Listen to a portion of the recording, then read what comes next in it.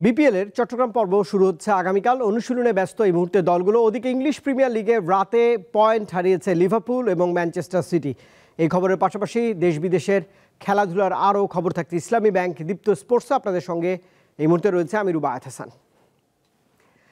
শুরুতেই বিপিএল প্রসঙ্গ। 2 দিনের বিরতি শেষে আগামীকাল আবারও মাঠে গড়াচ্ছে বাংলাদেশ প্রিমিয়ার লিগ। এবারের ভেন্যু বন্দরনগরী চট্টগ্রাম। দুপুর 1:30টায় দিনের প্রথম ম্যাচে পয়েন্ট টেবিলের তলানির দল ঢাকা ক্যাপিটাল খেলবে আসরের অন্যতম শক্তিশালী ফরচুন বরিশালের বিপক্ষে। আর সন্ধ্যা 6:30টায় ঘরের মাঠে খুলনা টাইগার্সের প্রতিপক্ষ চিটাগং কিংস। চিটাগং কিংস নিয়ে আলোচনা কম হয়নি। হেলমেট কাণ্ড নিয়ে সমালোচনা শুরু, পরে কানাডিয়ান হোস্ট হয়ে সাকিব আল হাসান ইস্যু। দর্শকদের মুখে মুখে ছিল এই বিষয়গুলো। মিরপুরে হাট দিয়ে শুরু কিংসদের বিপিএল, পরে টানা 3 জয়ে টেবিলে এখন 2 নম্বরে মোহাম্মদ মিথুনের দল। 2013 সালে বিপিএল এর দ্বিতীয় আসরে রানার্স আপ হওয়া চাটগাইয়ারা চলমান আসরে নিজেদের প্রথম ম্যাচে হেরেছিল খুলনা টাইগার্সের বিপক্ষে। তৃতীয় পর্বে ঘরের মাঠে তাদেরকেই আতিথ্য দেবে চিটাগং। কোনো বিদেশিকে ছাড়া দল সাজানো খুলনা টাইগার্স 5 ম্যাচে 3 পরাজয়ে আছে টেবিলে 4 নম্বরে। স্কোয়াডের শক্তি বাড়াতে আসরে মাঝ পথে দলে ভিড়িয়েছে ইংলিশ ব্যাটার ডমিনিক পিটার সিবলিকে। আন্তর্জাতিক কোনো ওয়ানডে এবং টি-20 খেলার অভিজ্ঞতা নেই তার। ইংল্যান্ডের জার্সিতে 22টি টেস্ট খেলেছেন তিনি। টুর্নামেন্টে তলানির দল ঢাকা ক্যাপিটাল সিলেট পর্বে দুর্বার রাজশাহীকে হারানোটা যেন চৈত্রের কাক ফাটা জমিতে এক পশলা বৃষ্টির মতো। শাকিব খানের মালিকানাধীন দলটির নতুন যাত্রাটা একেবারেই যাচ্ছে তাই। টানা 6 ম্যাচ হেরে প্লে অফের আশা নেই বললেই চলে। ডু অর ডাই ম্যাচ আমাদের জন্য প্রত্যেকটা ম্যাচই। তো চেষ্টা থাকবে যে আমরা পুরো টুর্নামেন্টটা যে 5টা ম্যাচ আছে সেখানে ম্যাচ বাই ম্যাচ আমরা এগোবো। আসলে ডিফেন্ডিং চ্যাম্পিয়ন ফরচুন বরিশালের প্রতি প্রত্যাশার চাপ একটু বেশি দর্শকদের। ছন্দে আছেন তামিম ইকবাল, আন পাচ্ছেন মাহমুদুল্লাহ রিয়াদও, কিন্তু জাতীয় দলে মিস্টার ডিপেন্ডেবল মুশফিকুর রহিমের ব্যাট এখনো প্রত্যাশা পূরণে ব্যর্থ। কাইল মায়ার্স, ডেভিড মিলার কিংবা লঙ্কান ব্যাটার পার্থম নিশাঙ্কা নিজেদের সেরাটা দিচ্ছেন প্রতি ম্যাচেই। জয় দিয়ে চলমান আসর শুরু করা দলটি 5 ম্যাচে পরাজয় সংখ্যা 2টি, তাতে টেবিলে 3 নম্বরে রয়েছে ফরচুন। এখন পর্যন্ত স্যাটিসফাইড দেশিদের পারফরমেন্সে তারা ভালো করছে এবং তারা তাদের নির্দিষ্ট রোলে ভালো করছে এবং দেখবেন টপ 5-এ আমাদের প্লেয়াররা আছে। কিন্তু সিলেট পর্বের মতো চট্টগ্রামে খেলা হবে 12টি ম্যাচ। এখানে চূড়ান্ত হয়ে যাবে টুর্নামেন্টে play off line up. Mohammad Hasib, Deepto sports. রাজকোটে সিরিজের তৃতীয় এবং শেষ ওয়ানডেতে ভারতের দেয়া 436 রানের লক্ষ্যে এই মুহূর্তে ব্যাট করছে আয়ারল্যান্ড নারী দল। শেষ খবর পর্যন্ত তাদের সংগ্রহ দাঁড়িয়েছে 2টি উইকেট হারিয়ে 30 রান। টস জিতে ব্যাট করতে নেমে মারকুটে সূচনা করেন ভারতের প্রতিকা রাওয়াল এবং স্মৃতি মান্দানা। দুজনেই তুলে নিয়েছেন শতক। এর মধ্যে মাত্র 70 বলে সেঞ্চুরি তুলে দেশের হয়ে রেকর্ড গড়েছেন স্মৃতি মান্দানা। 233 রানের উদ্বোধনী জুটির পর সাফল্য পায় আইরিশ মেয়েরা। মাত্র 80 বলে 135 রান করে ফেরেন মান্দানা।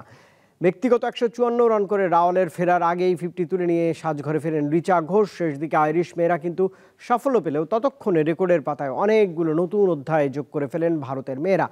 মেয়েদের ক্রিকেটের 4র্থ সর্বোচ্চ আর ভারতের পক্ষে সর্বোচ্চ 435 রানের পুঁজি পায় স্বাগতিকরা। এবারে ফুটবলের খবর জানাচ্ছি দর্শক। লম্বা ছুটি শেষে আজ ক্যাম্পে ফিরছেন বাংলাদেশ নারী ফুটবল দলের খেলোয়াড়রা। গত বছরের অক্টোবরে নেপালের কাঠমান্ডুতে টানা দ্বিতীয়বার সাফ চ্যাম্পিয়ন হয় সাবিনারা। এরপর অনির্দিষ্টকালের ছুটিতে যায় তারা। তখন তাদের ক্যাম্পে ফেরার কোনো নির্ধারিত তারিখ জানানো হয়নি। ফেব্রুয়ারিতে ফিফা উইন্ডোতে জাতীয় নারী দলের প্রীতি ম্যাচ খেলার পরিকল্পনা করছে বাফুফে। তবে সৌদি আরব রাজি না হয় সিঙ্গাপুর এবং মালয়েশিয়াকে ম্যাচ খেলার প্রস্তাব দিয়েছে ফেডারেশন। নারী দলের অনুশীলন স্থানীয় কোচদের অধীনেই চলবে। ইংলিশ কোচ পিটার বাটলার দলের সঙ্গে যোগ দিবেন ফেব্রুয়ারিতে।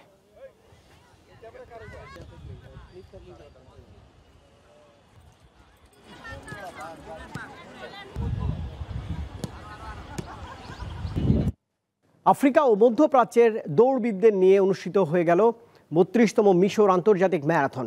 মিশরের দক্ষিণ ভাগের শহর লক্সরে শুক্রবার এই দৌড়ের আয়োজন করা হয়। গৌরবময় এই ইভেন্টে আরব এবং ইউরোপিয়ান অঞ্চলের প্রায় 45টি দেশের দৌড়বিদরা অংশ নিয়েছেন। এদিকে দুবাই ম্যারাথনে রেকর্ড গড়েছেন নেগিসাম নামের এক ভারতীয় রানার। এ যেন এক অপূর্ব দৃশ্য। আত্মবিশ্বাস ও উদ্যমে ছুটে চলেছেন খেলোয়াড়েরা। প্রায় 430 জন দৌড়বিদকে নিয়ে আয়োজিত হলো এবারের মিশর ম্যারাথন। মধ্যপ্রাচ্য এবং আফ্রিকার প্রাচীনতম ক্রীড়া প্রতিযোগিতাগুলোর একটি এই ম্যারাথন। নীল নদের পশ্চিম তীরে অবস্থিত লুক্সর শহরের ঐতিহাসিক হাতশেপসুট মন্দির থেকে শুরু হয় এই বহুল প্রতীক্ষিত ইভেন্টটি। অষ্টাদশ রাজবংশের ফারাও হাতশেপসুটের রাজত্বকালে নির্মিত হয় এই মন্দির। আমি এর আগেও অনেক ম্যারাথনে অংশ নিয়েছি, তবে এই ম্যারাথনটি বেশ ব্যতিক্রম, কারণ এখানে দৌড় শুরুর পর অনেক ভিন্ন রকমের পথ ছিল, আর সত্যি পরিবেশটি ছিল দারুণ। এটি দারুণ এবং সত্যি বলতে এটি মোটেও ক্লান্তিকর নয়, বরং বেশ সুবিধাজনক, কারণ এখানে কোনো উঁচু রাস্তা নেই।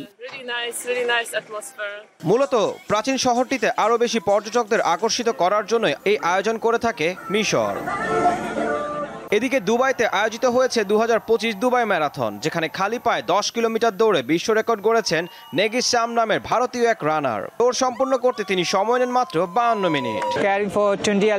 খালি পায়ে দৌড়ে রেকর্ড করেছি, এই জন্য আমি খুব খুশি।